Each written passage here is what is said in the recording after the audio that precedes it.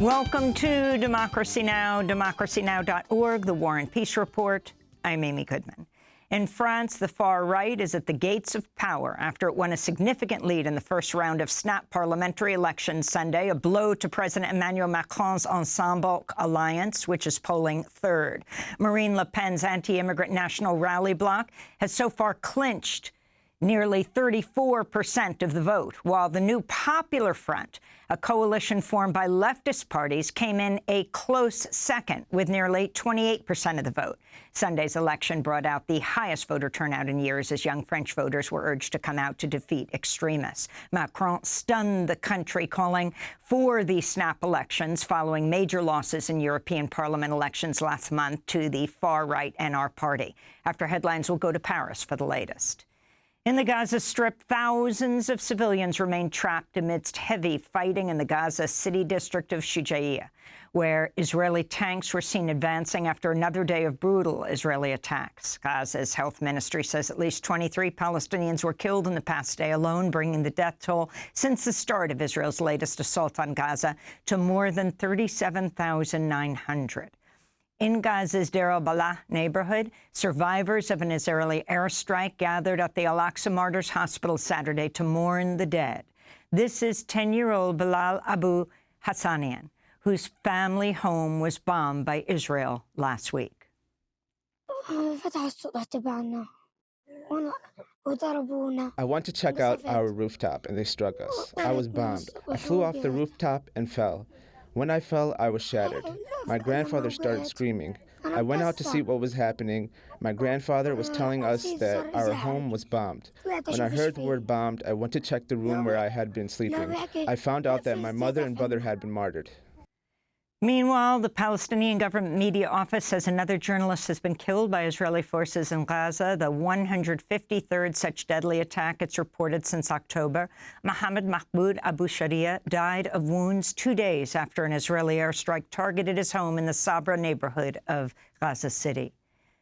In Israel, an estimated 130,000 protesters marched in Tel Aviv Saturday evening, demanding an immediate ceasefire deal in Gaza, a prisoner swap that would see all Israelis held hostage by Hamas released, and the resignation of Prime Minister Benjamin Netanyahu and his government. This is Snir Da'an, whose cousin is being held hostage by Hamas in Gaza. The one thing standing between us and our loved ones is Netanyahu's stubborn insistence to not end this war as a part of a deal. The continuation of this war means the murder of the hostages by Israeli's government. The blood is on your hands. Meanwhile, thousands of ultra-Orthodox Jewish men held protests over the weekend after Israel's High Court lifted an exemption to mandatory military service for members of conservative religious groups. In Sudan, the Rapid Support Forces paramilitary group claims it's captured the city of Sinjar, a key state capital in southeastern Sudan. Tens of thousands of residents fled the city ahead of the RSF's advance. Those who remain report RSF fighters have been seen widely looting homes and shops. Last week, the United Nations Hunger Monitor warned over 750,000 people in Sudan are facing catastrophic levels of extreme hunger, while more than 8 million face food shortages that could lead to malnutrition or even death. Hurricane Beryl is making landfall on the Windward Islands, with meteorologists warning the Category 3 storm will bring life-threatening winds and storm surge across southeastern Caribbean nations. Hurricane warnings were issued in Barbados, St. Lucia, St. Vincent and Grenadine Islands, Grenada and Tobago. Over the weekend, Beryl reached Category 4 status, becoming the earliest such Atlantic hurricane on record. It's being fueled by an unprecedented ocean heat wave driven by the climate crisis. The U.S. Supreme Court's conservative supermajority has struck down 4 decades of precedent, which established that judges should defer to federal agencies on interpreting a law if Congress did not specifically address the issue. On Friday, justices ruled 6-3 to overturn the legal precedent known as the Chevron Doctrine. Critics call the court's ruling a major power grab by corporate interests. Justice Elena Kagan wrote in dissent, quote, "In every sphere of current or future federal regulation, expect courts from now on to play a commanding role It's not a role Congress has given them. It's a role this court has now claimed for itself, as well as other judges, unquote. In another 6-3 ruling on Friday, justices ruled local governments can criminalize sleeping and camping on public property, banning encampments of unhoused people. In a scathing dissent joined by Justices Kagan and Jackson, Justice Sonia Sotomayor wrote for the minority, quote, "Sleep is a biological necessity, not a crime. For some people, sleeping outside is their only option. For people with no access to shelter, that punishes them for being homeless. That's unconscionable and unconstitutional," they said. We'll have more on the Supreme Court's rulings later in the broadcast.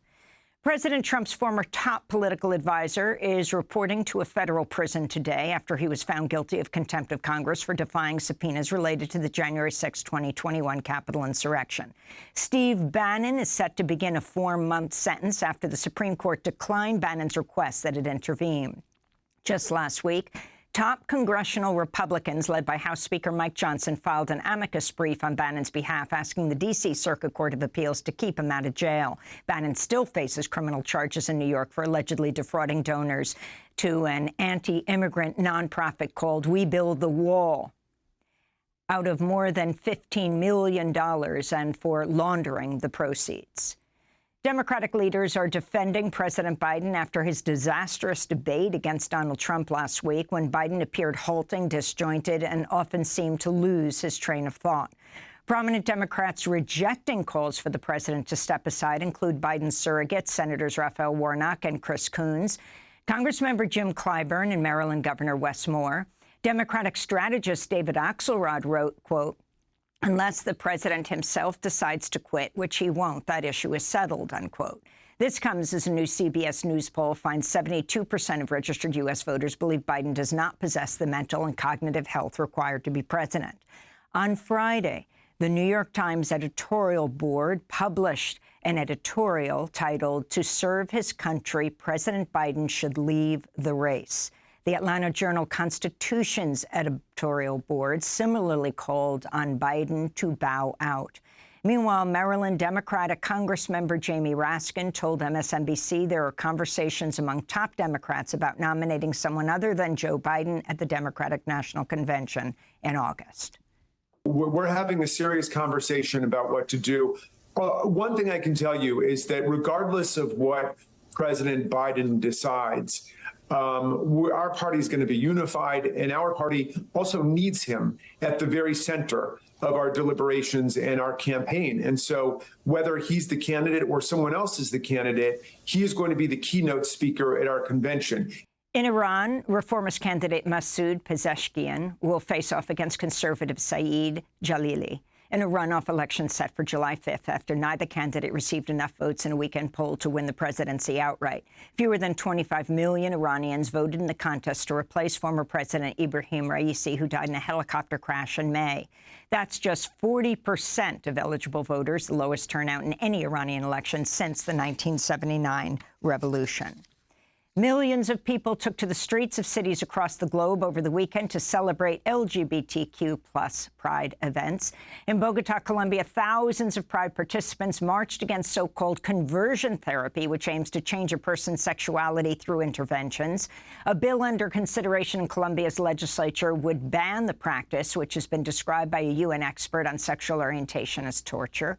In the Republic of Georgia, lawmakers have granted initial approval to several bills cracking down on LGBTQ plus rights, including bans on the so-called propaganda of same-sex relationships, gender reassignment surgery, and even the display of rainbow flags. The bills mirror anti-LGBTQ legislation passed by Russia. This is Tamar Jekeli, director of Tbilisi Pride in Georgia's capital city.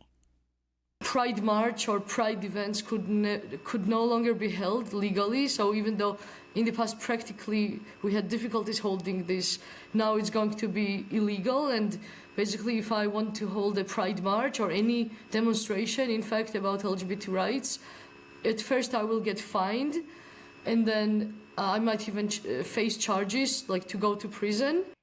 Here in the United States, President Biden's pardoned thousands of U.S. military veterans convicted under laws banning gay sex under the Uniform Code of Military Justice. In a separate declaration, Biden described the anti-LGBTQ lavender scare that began in the 1950s as a, quote, shameful chapter in our nation's history, unquote. The White House says up to 10,000 LGBTQ+ federal employees were investigated and lost their jobs simply because of who they were and whom they loved. On Friday, President Biden flew to New York City, where he spoke at the opening ceremony of the newly constructed Stonewall National Monument Visitor Center. The memorial is built on the site of a gay and trans-friendly bar called the Stonewall Inn, which was raided by New York City police June 28, 1969. As officers began dragging some of the patrons out at the time, the community, led largely by trans women, fought back, sparking 3 days of rioting and resistance that launched the modern-day LGBTQ movement. This is President Biden. 55 years ago today, on this hallowed ground, a pivotal story for our nation unfolded. The soul of the nation was literally tested. That's not hyperbole. The soul of the nation was tested. And the heart of this movement was ignited. And the course of history has changed forever. Not just here, but I traveled around the world. They look to us. They look to us, and it's part of our foreign policy as well now. As Biden addressed the Stonewall National Monument's grand opening, queer and trans activists held protests unfurling banners reading, "Queers to Biden, stop arming Israel," and "From New York to Gaza, Stonewall was an intifada," unquote. Stonewall veteran and legendary trans activist Miss Major Griffin Gracie said in a statement, quote, "Stonewall was about kicking the cops out of our lives. Biden can't come here and pretend to support us while he drops bombs on people in Gaza. The girls and guys will keep on fighting, chanting, marching till every damn person is free, including Palestinians," they said. And those are some of the headlines. This is Democracy Now!, democracynow.org, The War and Peace Report. I'm Amy Goodman.